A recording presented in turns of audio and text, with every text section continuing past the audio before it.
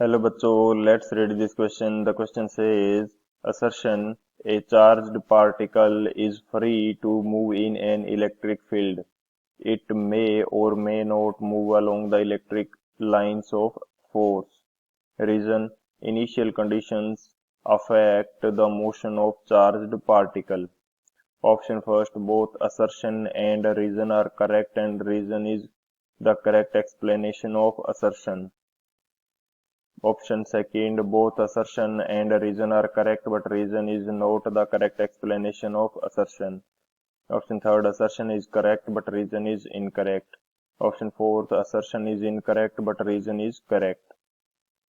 तो इस क्वेश्चन के अंदर हमें assertion में बोल रखा है कि एक चार्ज पार्टिकल है जो कि फ्री मूव कर सकता है इलेक्ट्रिक फील्ड के अंदर, तो ये इलेक्ट्रिक फील्ड लाइंस के अलोंग मूव कर भी सकता है और नहीं भी।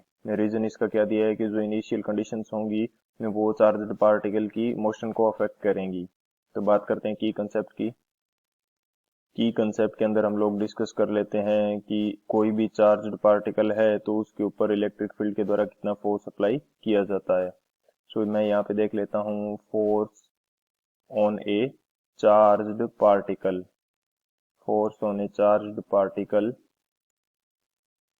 Due to electric field, due to electric field. Electric field कितना फोर्स अप्लाई करेगा, तो इसकी वैल्यू हमारे पास होती है, इसको मैं बोल देता हूँ एफ ई से। तो एफ ई की वैल्यू हमारे पास क्या होती है, क्यू इंटू ई। क्यू हमारे पास चार्ज्ड पार्टिकल का चार्ज है and E is the electric field.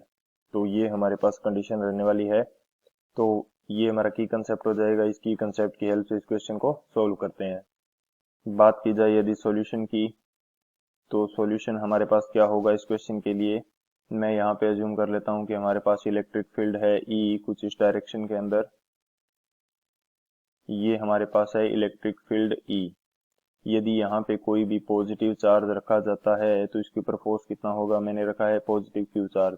तो फोर्स की यदि मैं बात करता हूँ एफ ई, तो ये हमारे पास होगा प्लस क्यू ई।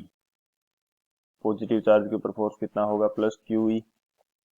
एंड यदि मैं यहाँ पे कोई भी नेगेटिव चार्ज या माइनस क्यू चार्ज यहाँ पे रखता हूँ तो इसके ऊपर फोर्स की वैल्यू क्या होगी, फोर्स हमारे पास रहेगा माइनस क्यू इंटू ई। माइनस क्यू चार्ज है, E is the electric field. तो यहाँ पे देखने वाली बात यह है कि एक ये पॉजिटिव शो कर रहा है, एक नेगेटिव शो कर रहा है। तो पॉजिटिव का मीनिंग है कि जो फोर्स है, force in the direction of electric field E, force in the direction of electric field E. And negative के अंदर जो भी हमारे पास फोर्स होगा, force in the direction opposite to E, opposite to E. यानी कि पॉजिटिव चार्ज के ऊपर जो भी फोर्स लगेगा वो फोर्स होगा इलेक्ट्रिक फील्ड की डायरेक्शन के अंदर, एंड नेगेटिव चार्ज के ऊपर जो भी फोर्स अप्लाई होगा वो फोर्स होगा इलेक्ट्रिक फील्ड की अपोजिट डायरेक्शन के अंदर। यदि ये चार्ज इनिशियली क्या है, रेस्ट के ऊपर है। तो यहाँ से क्लियर हो जाता है कि दोनों के ऊपर फोर्स की जो डायरेक्शन है वो अलग है। तो ये जो चार्ज है ये इलेक्ट्रिक फील्ड की जो फोर्स लाइंस हैं उनके अलोंग मूव कर सकता है या अलोंग मूव नहीं भी कर सकता। तो हमारे पास जो असर्शन है ये तो करेक्ट हो जाएगा यहाँ से। रीजन इसका हमें क्या दिया गया है कि जो मोशन है चार्ज्ड पार्टिकल की वो इनिशियल कंडीशन के ऊपर डिपेंड करेगी। तो ये भी हमारा करेक्ट है, क्योंकि इनिशियल कंडीशन के अंदर हमें देखना पड़ेगा कि वो चार्ज पार्टिकल रेस्ट पे है या नहीं है, एंड जो इलेक्ट्रिक फील्ड है वो किस डायरेक्शन के अंदर है, एंड जो इलेक्ट्रिक फील्ड है वो यूनिफॉर्म है या नॉन यूनिफॉर्म इलेक्ट्रिक फील्ड है। तो ये इनिशियल कंडीशंस जो हैं ये भी इसकी मोशन को इफेक्ट करेंगी।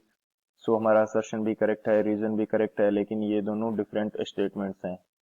ये मूव करेगा, ये किस यदि ये इलेक्ट्रिक फील्ड लाइंस के अलोंग मूव करेगा, तो यदि ये हमारे पास पॉजिटिव चार्ज है तो ये अलोंग मूव करता है, यदि नेगेटिव चार्ज है तो ये इसके अपोजिट डायरेक्शन के अंदर मूव करता है। इनिशियली रेस्ट पे होना चाहिए। तो ये इसका करेक्ट एक्सप्लेनेशन नहीं है, लेकिन ये दोनों स्टेटमेंट्स क्या हैं, अलग अलग रूप में देखा जाए तो ये दोनों स्टेटमेंट्स करेक्ट हैं। तो कौन सा ऑप्शन हमारे पास करेक्ट होगा इस क्वेश्चन के लिए, जो बी ऑप्शन है, both assertion and reason are correct, but reason is not the correct explanation of assertion. So option B is the final answer. I hope you understood it well. Best of luck. Thank you.